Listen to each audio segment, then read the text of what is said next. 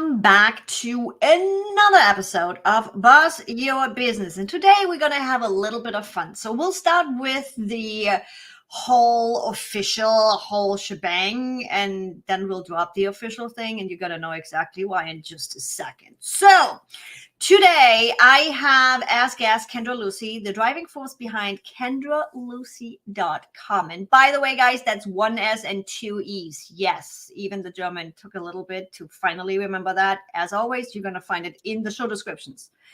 Kendra seamlessly combines 25 years of digital marketing processes and knowledge and amazingness with advanced mindset mastery and NLP techniques to empower business owners to rewire their mindset, master marketing, and claim their success. As an award-winning marketer with a commanding grasp of the digital and omni-channel strategies, she is a trusted go-to professional who has shared her wisdom as a San Diego social media professor for nearly a decade. And impossible because you can't have been teaching for nearly a decade at the age of 29, just saying. Started young. Kendra also co-authored the Digital Etiquette for Dummies, which just underscores her expertise, let's be honest. Her live streaming finesse shines through 100 plus captivating interviews with top tier partners, including renowned universities. And with degrees from UCSD and Purdue, Kendra's dedication to knowledge led her to master neurolinguistic programming, timeline therapy, and hypnotherapy, forming a unique blend of marketing brilliance and mindset mastery, who is now ready to guide entrepreneurs over 40, helping them unearth their true worth, build confidence, generate leads, and cultivate purpose-driven, sustainable businesses. So, guys, now you have the official version of this. The unofficial version is I'm drinking coffee right now because Kendra and I went out last night to the Podfest Expo tour. And I stayed out past my bedtime. We didn't go till 2:00 in the morning, guys. We did not. However, having Kendra right here in town and being a fellow podcaster, I don't know, since COVID, I've been fairly early in bed, but we were out last night till 10:30 or something? Easily, yeah. It was really fun event. It was really fun to get to meet new people. Meet a lot of podcasters. Lay of the podcast land in San Diego. I do have to admit that the Podfest team and the community was really, really fun. It was really fun. Open arms, connecting with people really easily. So yeah, guys, you're gonna have fun on this episode today because I'm on coffee here. I am, you know me. And I like evenings, and I've had my coffee, so I'm ready to go. It's like, welcome to the Insiders Club, guys. Yeah, Kendra is one of my close friends, so we're gonna have some fun today. However, I have realized in this podcast that even though I often think I know people really well, and then I bring up my first question, and suddenly it's like, wait, what? How did I not know that? So here it is. All right. How did you get here? How did Kendra become who she is today? What was your yellow brick road? Ooh, great question. So, a yellow brick road. It has so many different winding turns. And I think it comes down to the fact that actually it's not even winding turns, it's like stops. It's like the yellow brick road just like cut off. And then you have to like navigate across terrain for a while to find another freaking yellow brick road. And then you're like, there it is. So I have been laid off 6 times in my career. Like I would win this great award and then they would cut the department down, or we'd, launch this really big project and they'd give credit to somewhere else and get rid of our department or get rid of our branch or whatever it was. So I've been laid off 6 times in my career. And I thought starting my own business, Evie, like I absolutely was like, I don't want to do that. And it was because my parents had their own business, but they had a lawn and garden business and they had it for 26 years. It was open 7 days a week from 7 a.m. to 6 p.m. and they worked their asses off. And I was like, I don't want to do that. I don't want that life. But that was the only model I had. And it was the only example I saw.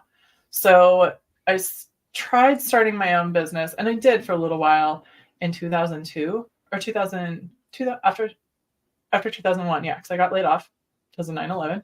And I started my own business for a little while and did some consulting, and it was fine, but technology wasn't there.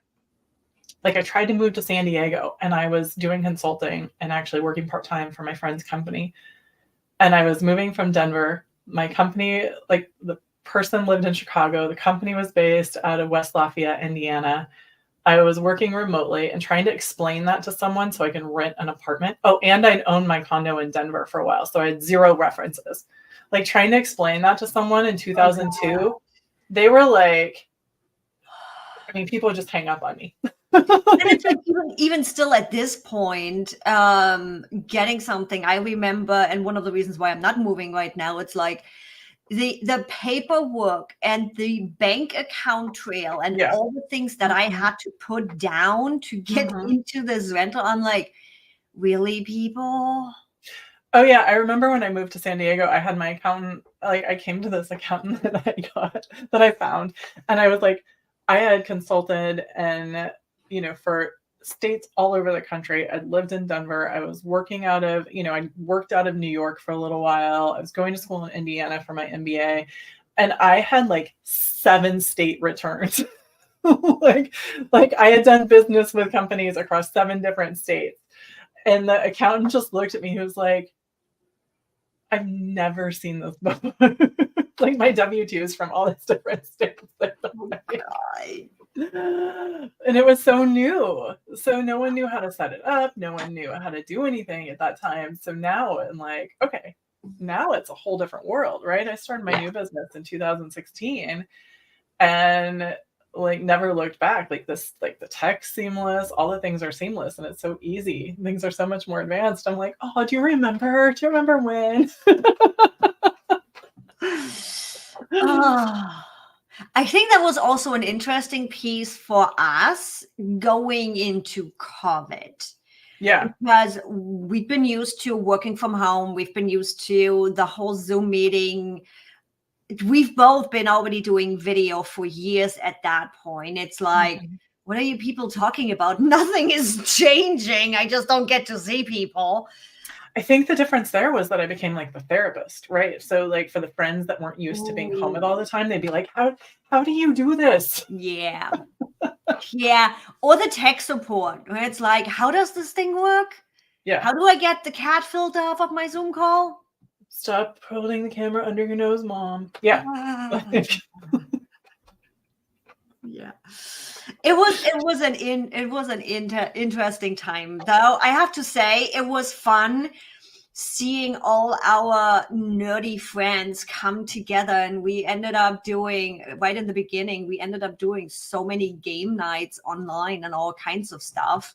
Yeah. Where it's like, even though we knew the technology and we knew all of the stuff, we now suddenly did new things with it. Yeah. While we are at this, completely off topic, one of the favorite things that actually came out of COVID for me is QR code usage, believe it or not. I loved QR codes from the beginning. Was one of these simple, easy, scan this thing, send me somewhere. And it wasn't adapted. Right. It wasn't adapted till nobody wanted to put out paper menus or anything on the streets of San Diego. And finally, they just stuck a QR code everywhere, and now it's everywhere. Did you have any technology experience throughout COVID that was similar, where it's like, oh my God, finally people get it? I think it was video, honestly. Like, yes, I get the QR code thing. I mean, they make me happy, but it's just like such a simple freaking thing that I never understood why it never took off. Like people did not adapt it. I'm like, it's so easy, it's so simple. Yet we need to have a worldwide pandemic for you to finally see the use case. And yeah, I think for me it's video because I've been talking about it and I was trying to get, like I was managing social media for a university. I didn't mention this, but I've worked in higher education, doing marketing for universities, teaching at universities for probably, I don't even know, 15 years if I add it all together, just the like marketing for universities and helping. So I was managing social media for university and I could not get them to embrace video and like trying to explain the impact that video can have. And it wasn't until, early 2021 that they were like, all right, let's try having you host an interview. Let's try it. Maybe we can do it. You'll see, just put the proposal together. And it took off. I ended up doing 1 to 2 times a month for the university because it helped humanize people in a way that you couldn't do before. So it was what I love, and what it's not just video, but it's that acceptance of it's okay to be imperfect. It's okay to be who you are as a business owner, as part of a university. That's the part people want to see. They want to know who you're going to be talking to. They want to know who they're going to be working with. They want to know who's going to be teaching them. So that like let go of making everything perfect is really like at the heart of what I absolutely love about what's come out of the pandemic. And the whole pandemic thing kind of got us that off track. To roll back a little bit, so you tried in 2002-ish one time, and then you came back in 2016 to be like, hey, okay, we are doing this thing. Mm-hmm. I know a little bit of that, hey, we're doing this thing history, but go tell the audience the evolvement of your business from when you started out to what you're doing now. Yeah, so I left. I was basically the CMO of a large university in Southern California, and I went to work in an agency because there was just too much pressure, too political. It was actually physically killing me. I was really unhealthy. I was working all the time. And so to work less, I'm one of the few people that actually went to an agency to do that. I gave myself a demotion. I wanted to get my hands dirty because I knew that I eventually in the back of my head, my goal was always to start my own agency, even though I had done it for a couple of years before. And so I wanted to get my hands dirty, and I worked at that agency. And when they closed down, I started my own. And I like I said, I fought it for a while. Like, okay, I was applying for jobs, and I finally, this always is such a funny way to go into a business, but I was like, I've been laid off 6 times. I would rather be in control and make my own goddamn bad decisions than trust someone else with them. And I want to control who I work with, who I don't work with, and what that looks like. Yeah. I'm going to bet on myself. And so I put everything together, started to do that. I put, I'm like a marketing strategist. I was desperately learning some more of the hands-on stuff because I ended up running departments again because I like to take over things. Yeah. I might have a strong personality that likes to take over things. And so I started my agency, and my very first client was a cannabis client. And it was right when cannabis was voted legal in California.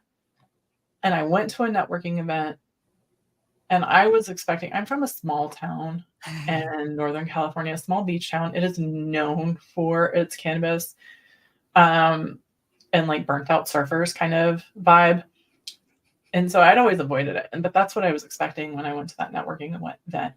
And I came home on such a metaphorical high, not a literal high. And I researched cannabis marketing and what's legal and what's not and who's doing it and who the competition is. That's not an easy market. Probably until 4 a.m. Only till 4? That night. Yeah. I was on such that adrenaline high of like possibility and risk and like, what can you take? What can you do? And I enjoyed everyone I met. So I went all in. I created a business around it. I set up marketing. I learned everything I could about the regulations in California and some of the other states where things were. And I did cannabis marketing and CBD marketing as my main focus for up until last year. And I still have a couple of CBD clients too, but the industry changed, evolved. There's a lot more competition. Businesses were struggling in California. There was a lot that happened there. That's an entirely different conversation. But what I found was that the same things were working for my cannabis clients that are under very heavy regulation were also what was working for the non-cannabis clients that I might have been working with, or like the service-based businesses that were just, offering market research or business consulting or legal services to the cannabis companies. So that's where I started, was focusing there. And last year, go ahead. You say something? This is the fun thing, guys, when you have two hosts on the same show and your guest catches that you are ready to ask a question. No, you already started to answer pretty much where I was going with this, because I was going to ask where your passion has led you and what is Kendra doing now? Fantastic. I'm so glad you asked, Evie. So a year ago, almost exactly a year ago, I was really struggling with a bunch of health issues, and I went through Master Prac NLP, and there was a lot of things that just shifted into place. I mean, this time last year I had COVID. I was in the middle of COVID for 5 months, and I realized that I was teaching. I was managing the cannabis stuff. I was working on like the higher education, some of those other clients that I had, the fintech services clients that I have. And I was all spread all over the place trying to like do things I enjoyed, but I didn't realize how much it was once again affecting my health, how burnt out I'd become, and how exhausted it made me. It was hard to watch you. Yeah, I'm sorry. I'm sorry you had to. Oh, we all have to go through our lessons, right? It's like at some point, but it's like you do have so much passion. You have so much commitment to everybody you are working with and everybody around you that you want to give it your all. But at some point, there was just no more time left in a day. Yeah. And like I had said before, that was the model that I saw my parents' business, right? Like giving everything nonstop. And so it took the few years, 4 years now of neuro-linguistic programming, studying and learning and changing, and that focus on my health. And I literally remember sit down, I probably talked to you about it too. And I just like wrote down everything I was doing, and everything kind of had its own piece of paper because I physically wanted to see. And I lined it all up and I looked at it and I saw what was working across the board, what was working for me. And that's where I decided to pivot my entire business and say, okay, here's what I'm doing. And so helping particularly women business owners over 40 show up on video, have their voices heard, be found, build their personal brand, grow their visibility, grow their leads, grow their sales. And that is where my passion is. That's what was working and what I was doing, even though I had created all these layers in different areas around it, stripped it all away. And now that's the focus. And it's been amazing. I've never been so happy at what I'm doing. It is nice seeing you with a smile again. Don't get me wrong, guys. We still have tired nights. We still have some days way too much coffee. But it's a different energy. It's a different glow. It's Kendra is back. And sometimes that I've had those stories where I'm like, people were like, yeah, that's just what you had to go through. It's just sometimes for us to realize things or to learn things or to see that yellow brick road again. Sometimes it just takes something, or it takes a little bit longer, or we are just too tired to even look. Who knows what it is? But it's like you never did stop looking. There was always analyzing. There was always doing. So I am excited you have come here. Now, with that passion, with that new focus, how are you helping people? What are you specifically doing now? What does your business offer? So glad you asked. So I'm working with business owners. I'm just relaunching so excited about this. I have taken all those years of teaching, all those years of working with entrepreneurs, working with students who are also adult. Like a lot of those were entrepreneurs, and put it together into a group coaching program to help people go from invisible to invincible. So for those business owners that are like the hidden gem or the secret, the best kept secret, those types of descriptions don't help you grow your business. Nope. So it's helping people move from that head in the sand, ignoring marketing or feeling stuck or not sure what to do next and that overwhelm, into that position of I can confidently talk about my business. I can confidently market my business. I know where I need to be, who I'm talking to, what my message needs to be, and what to say when I press go live. And guys, if you want to learn more about that, as always, you can dig deeper into it. The link is going to be in the description. Now, I always go a little bit technical at the end of my show. You? So weird. Me? Never. Let's tool nerd a little bit. We know how you got here. We know what you are offering. We know you cleaned out, and rearranged a lot of things. What are those tools and processes that allow you to be and do as you do now? Good question.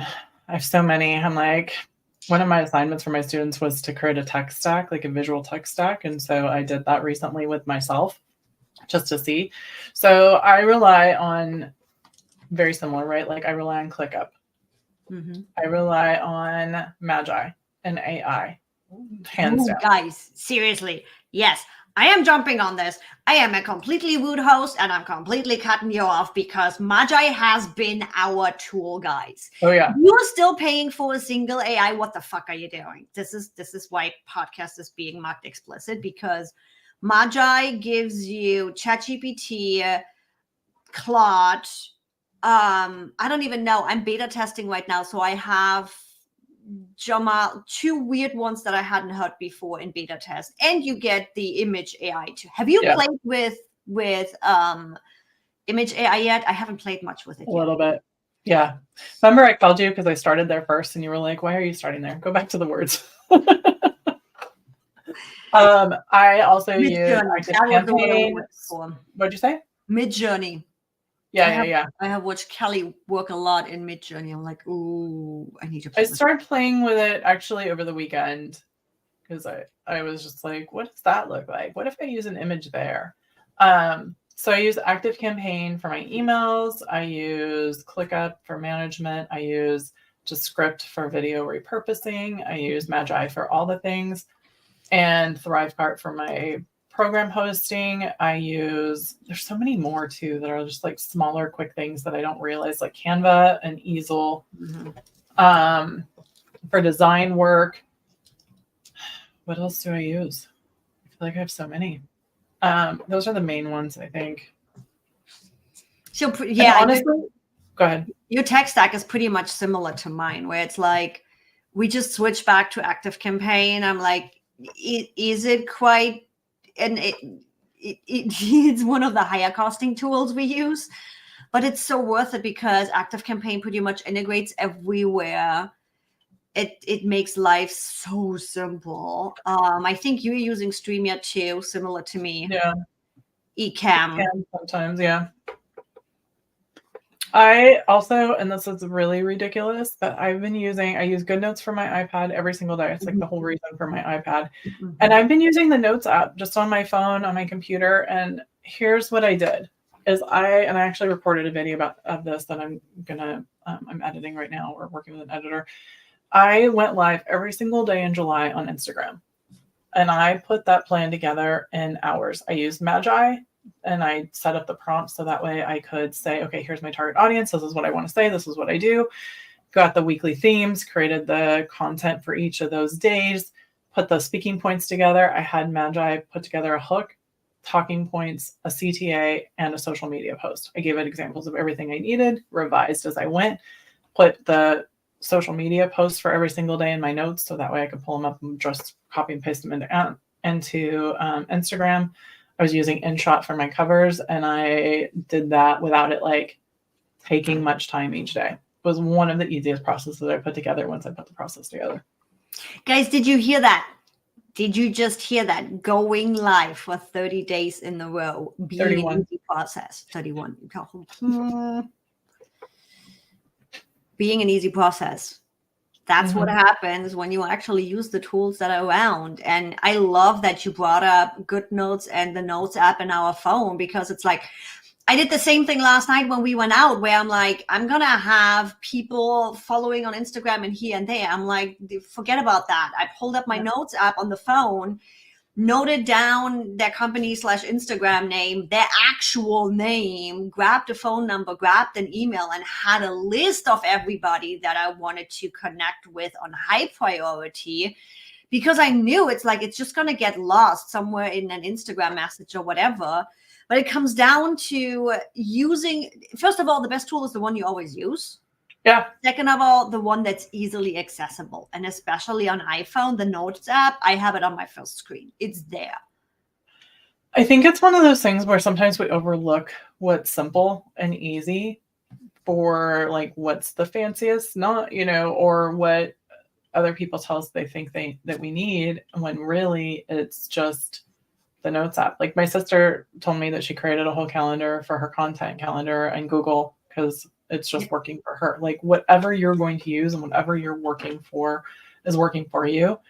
Make it work for your new process. Because when you start to add in too many extra tools, and I've done this myself many times too, like I can't tell you how many different process management tools, from day planners and physical fucking books that I had to carry around, to to Asana, to Basecamp, to all of the different things to try and find what's going to work for me. And part of it's a little bit of ADHD, right? Like, oh, this routine's working. Let me fuck it all up and try this over here, because that thing over there might be shinier. And it's like, I'm the tool squirrel over here, right? By the way, I haven't even told you that yet. I have been working on building a dashboard that emulates the full focus planner in ClickUp. However, I've been going a step further. Rather than 3 things in a day, it's only one thing.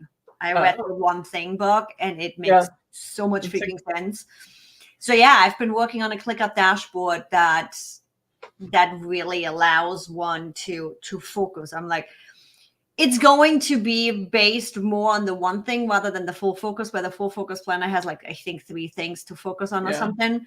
However, it's going to be different focus areas, where it's going to be one a day, one a week, one a month, where you have the bigger projects for the month. And then this is the one thing I need to get the fuck done today.